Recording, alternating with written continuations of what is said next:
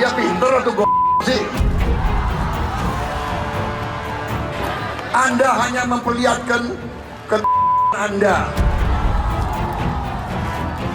Ada yang mau kasih saya nilai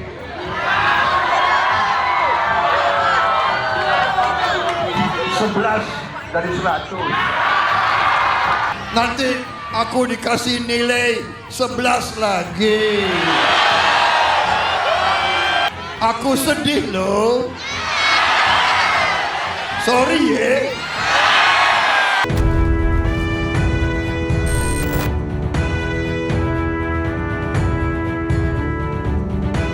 Apa kita mau menyerahkan pemilihan bangsa dan negara di tangan orang yang mengatakan etika tidak penting?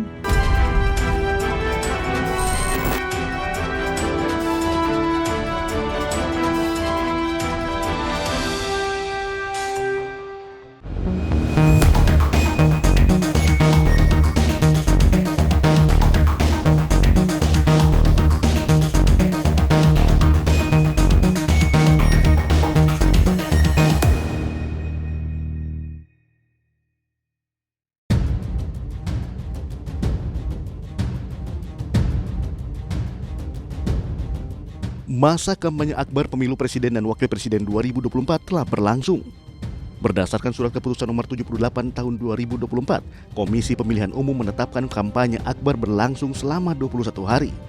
Dimulai sejak 21 Januari hingga 10 Februari 2024 mendatang.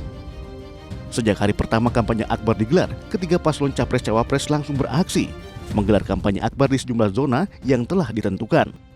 Pada Kamis 25 Januari lalu, Capres nomor urut 1 Anies Baswedan memilih Palembang, Sumatera Selatan menjadi salah satu lokasi kampanye akbarnya. Bertempat di pelataran Benteng Kuto Besak, kampanye akbar tersebut dihadiri sejumlah ulama dan juga ribuan warga Palembang. Di hadapan masa pendukungnya, Anies sempat menyinggung soal pendukung bayaran yang datang saat kampanye. Kita berkumpul di sini bersama para alim ulama, para habaib, bukan sekedar untuk memenuhi lapangan di sini. Betul? Dan kita datang ke sini, semuanya yang datang adalah para pejuang, bukan orang-orang bayaran. Betul? Ada yang dibayar ke sini? Ada yang bayaran di sini? Di sini bukan tak bernilai, tidak ada bayaran karena tak ternilai harganya. Sementara Capres nomor urut 2 Prabowo Subianto juga menggelar sejumlah kampanye akbar di Semarang, Jawa Tengah pada 28 Januari 2024. Didampingi wakilnya Gibran Rakabuming Raka dan sejumlah ketua partai pengusung, Prabowo mengikuti kirap kebangsaan menuju lokasi kampanye di kawasan Simpang 5 Semarang. Di hadapan simpatisannya, Prabowo berjanji akan memperbaiki gizi masyarakat jika nanti terpilih menjadi presiden. Dan manakala kami diberi mandat oleh rakyat Indonesia, yang pertama kali kami laksanakan memberi makan bergizi untuk seluruh anak-anak Indonesia.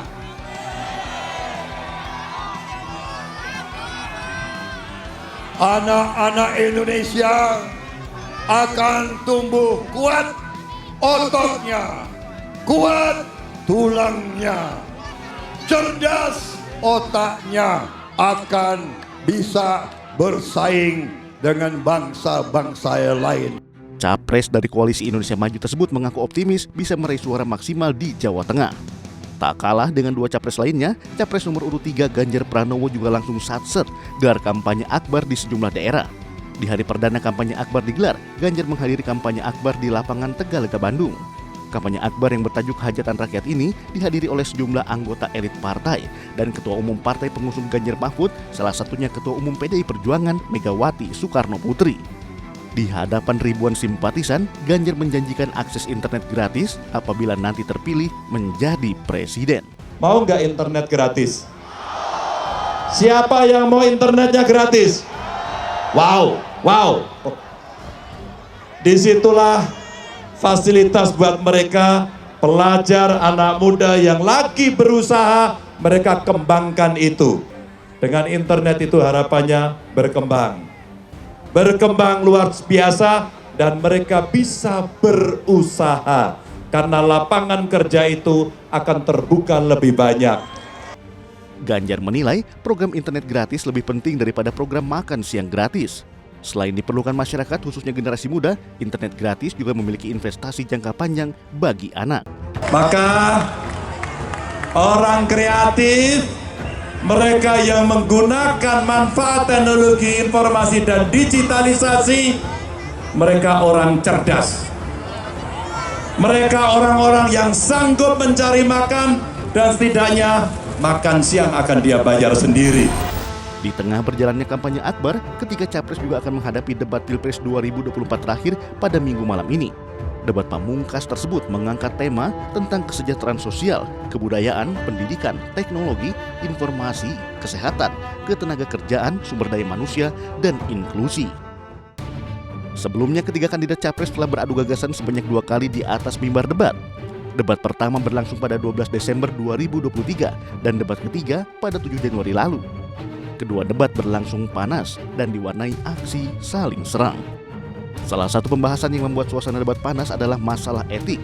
Dalam debat pertama, Anies dan Ganjar kompak menyerang Prabowo yang memilih Gibran Rakabuming Raka sebagai wakilnya yang terbukti pelanggaran etik berat.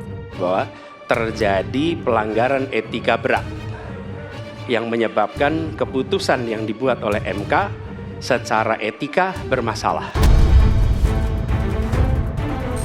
Apa perasaan Bapak ketika mendengar bahwa ada pelanggaran etika di situ? Kita ini bukan anak kecil, Mas Anies. Ya. Anda juga paham, ya. Sudahlah, ya. Sekarang begini, intinya rakyat yang putuskan, rakyat yang menilai. Kalau rakyat tidak suka Prabowo dan Gibran, nggak usah pilih kami, saudara-saudara sekalian.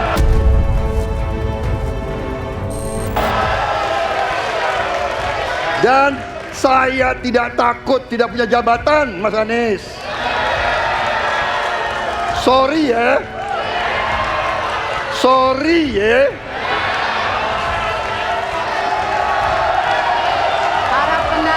Mas Anies, saya tidak punya apa-apa. Saya sudah siap mati untuk negara ini.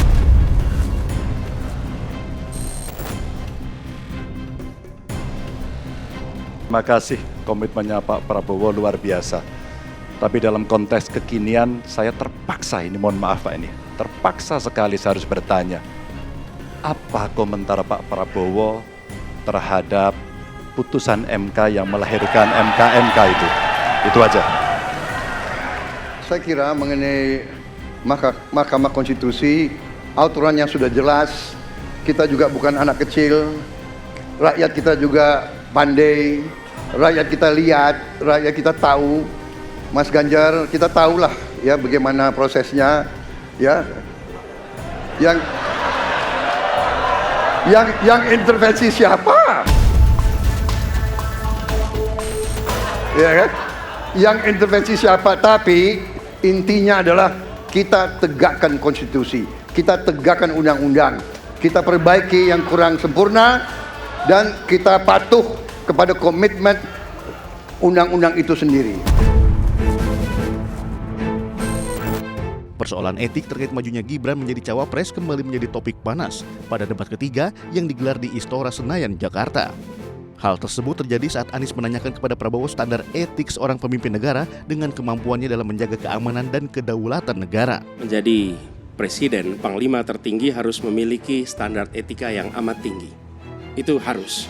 Karena dia akan mengambil keputusan, mengerahkan pasukan, dan ketika harus bertempur ada korban nyawa, itu keputusan-keputusan etika. Tapi dalam kenyataannya Pak, ketika Bapak memimpin di Kementerian Pertahanan, banyak orang dalam pengadaan alutsista, PT Teknologi Militer Indonesia, Indonesia Defense Security, lalu orang dalam pengelolaan food estate, lalu ada kejadian-kejadian di mana kita semua menyaksikan ketika ada pelanggaran etika dan Bapak tetap jalan terus dengan cawapres yang melanggar etika. Artinya ada kompromi atas standar etika. Standar etika ini fakta. Ini fakta. Dan kemudian dalam pidato Bapak mengolok-olok tentang pentingnya etika. Mendengar pernyataan Anies tersebut, emosi Prabowo pun tersulut dan menyebut Anies tak pantas untuk bicara soal etik. Bicara etik-etik, ya kan saya tuh keberatan karena saya menilai, maaf ya, karena Anda desak saya terus terang aja saya menilai Anda tidak pantas bicara soal etik.